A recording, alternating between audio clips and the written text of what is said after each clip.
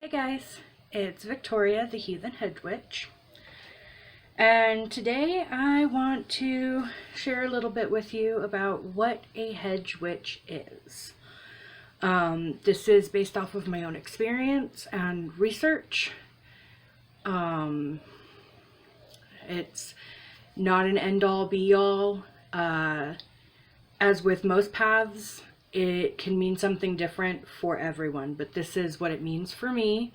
What I believe a hedge witch entails, being a hedge witch. I do have some notes, my Book of Shadows, my grimoire. I'm not the best with coming up with words on the fly, so I have it written down in here. First, I kind of want to I want to talk about the fact that, excuse me. I want to talk about how a lot of people, put hedge witch and green witch together like they are the same thing. They use the terms interchangeably. And that is actually incorrect per my research. A green witch is someone who utilizes growing and understanding plants and herbalism as a science and as a magical practice. Generally, a green witch is green thumb, loves nature, utilizes nature, but not just magically, practically as well. So, the two paths, hedge witchery and green witchery, do utilize some of the same techniques. They do have some similarities, but at their core, they are very different practices. Hedge witchery, at its core, is like shamanism. And I use that term, shamanism, in the anthropological, archaeological term to describe a global similarity between cultures that have shamanism. Like, there are certain techniques that you can see in each different culture that has shamanism that are the same, like drumming, trance work, spirit communication, those types of things. They are a global thing. Like, they're everywhere. They're not just one tribe in one area. So anthropologically and archaeologically, the term shaman and shamanism is used to describe all cultures, not just one. Another similarity between green witchcraft and hedge witchcraft is that most of the time they are solitary paths. They're not very ceremonial. They don't do high magic. They're very down to earth, natural. They can be planned, but for me personally, it's fly by the seat of your pants. It's come up with it as need be. Personally, since I'm not good with, I have to write things down in order to properly do things that my head wants to do.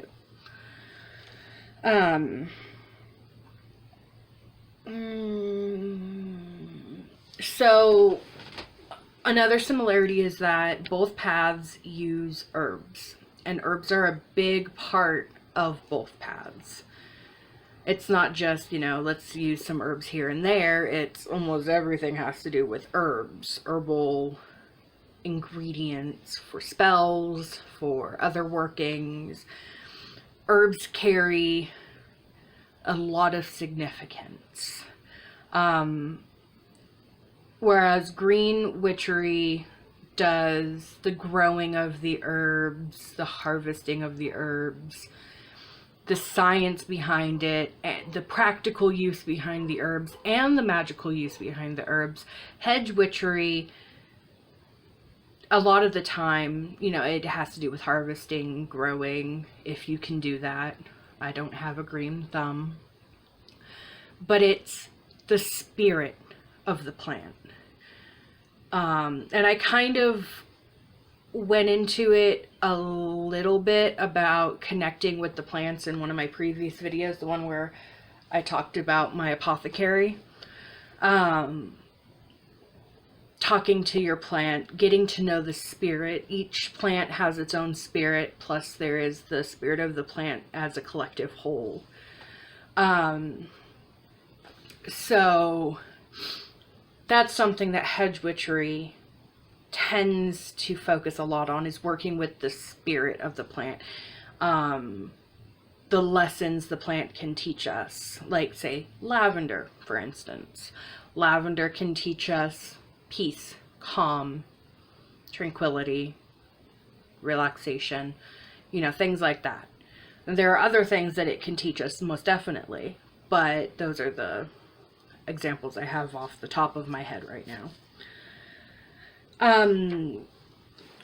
What you would call that belief in the spirit of a non-sentient being, honestly, any being, anything, including tables and dressers and TVs, is called animism. It's where you believe that everything has a spirit. And that's the basic definition of animism. So, sorry, I'm reading through.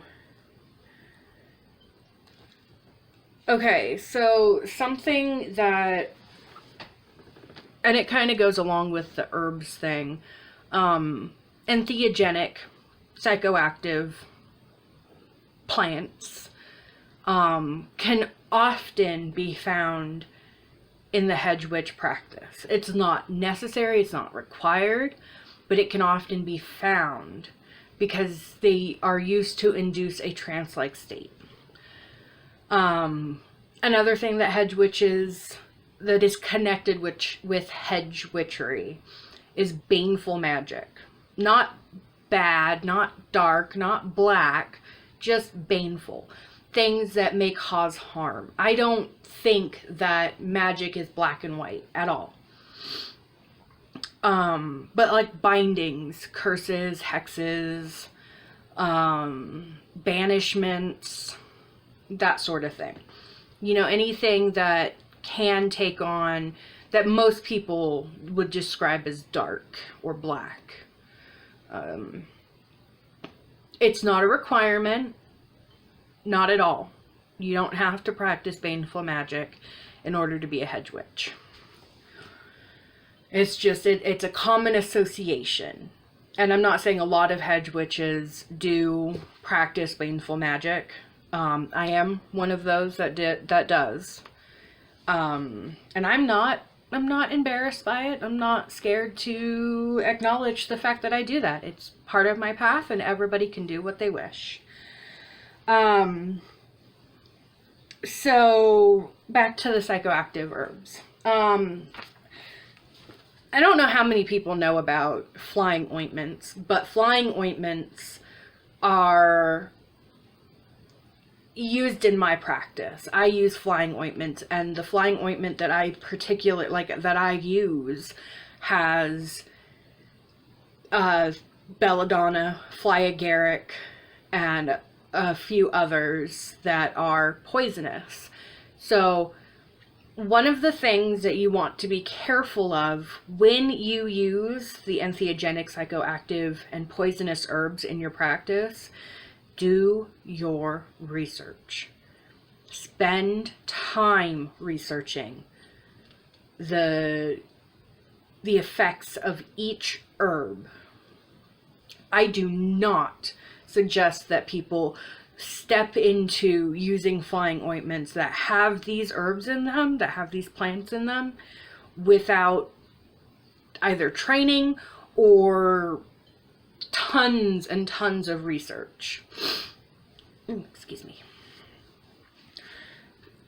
I honestly, I don't suggest anybody do it, but it's a very personal thing. If you feel that you want to do it, just do your research. Please be careful. It's not something to play with. It's not, it's intense, and it can cause some bad reactions. So again, caution, be careful.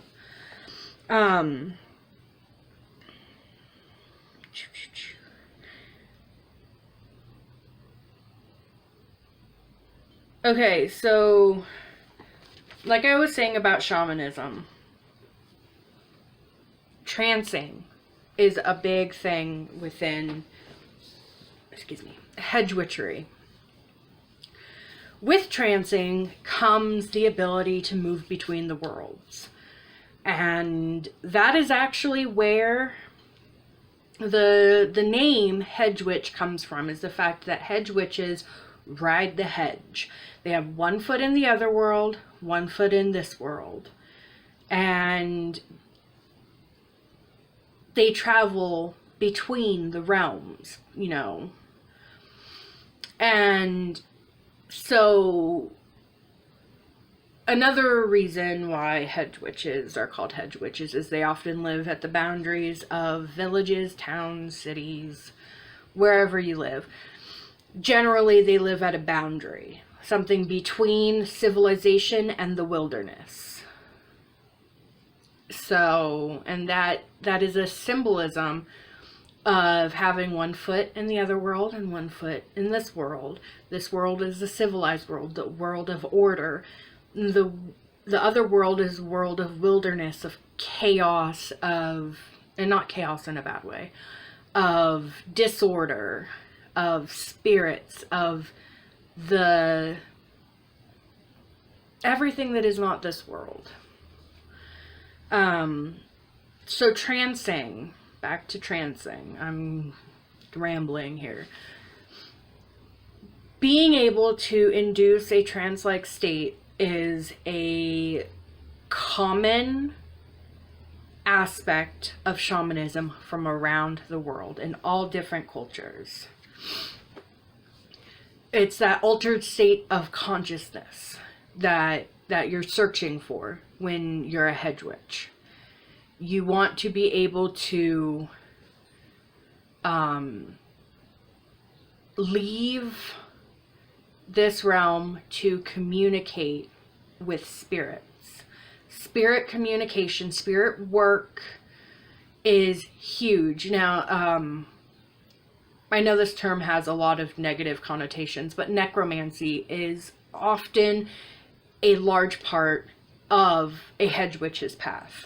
Communicating with spirits to gain knowledge, to gain information about a certain thing. So, yes. When I talk about trance work, I'll often use the term journeying or traveling, because that's the term, those are the terms that I prefer to use. And it is not necessary for you to do that, but that it is a core aspect of hedge witchery. That is what makes hedge witchery its own path, what makes it different from green witchery and every other path out there, is the fact that journeying is a large part of it.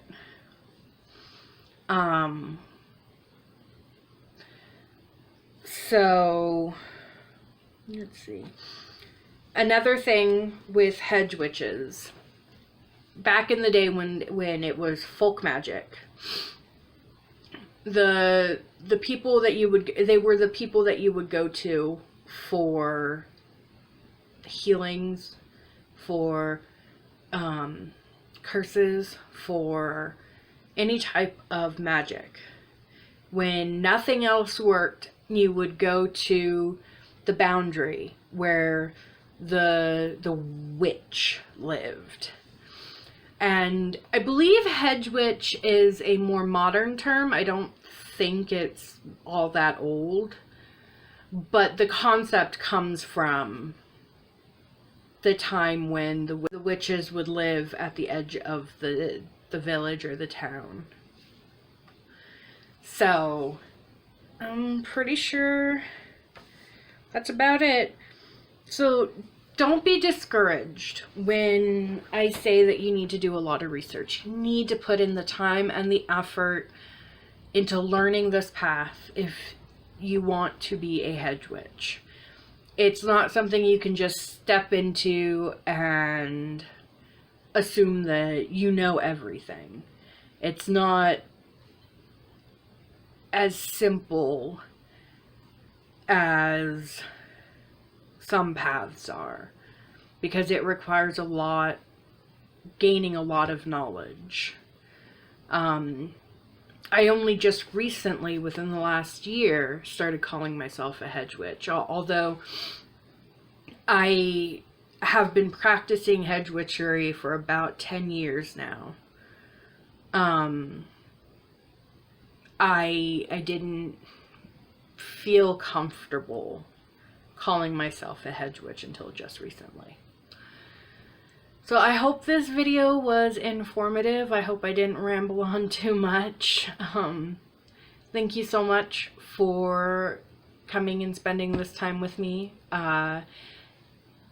If you want, like, share, subscribe, comment down below with your thoughts. I would love to discuss things with anybody, all of you.